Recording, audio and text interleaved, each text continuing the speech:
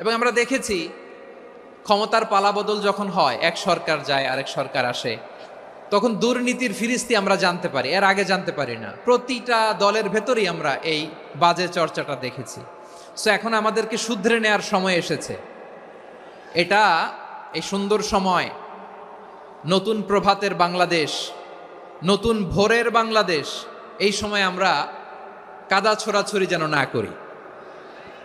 আমাদের শপথ নেয়ার সময় এসেছে। প্রতিটি দল, নিবন্ধিত 48টি, সবগুলো দলের এখন শপথ নেওয়া উচিত যে আমরা কোনোদিন আর চাঁদাবাজি করব না, টেন্ডারবাজি করব না, দখলবাজি করব না।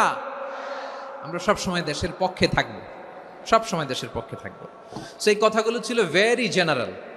যে কথাগুলো আমরা জেনারেলি বলি, এগুলো জেনারেলি আপনারা নেবেন। আমার রাজনীতিবিদ বন্ধুদের কাছে এটাই আমার কামনা। আর এই জাতীয় বার্তা যখন আমরা দেই,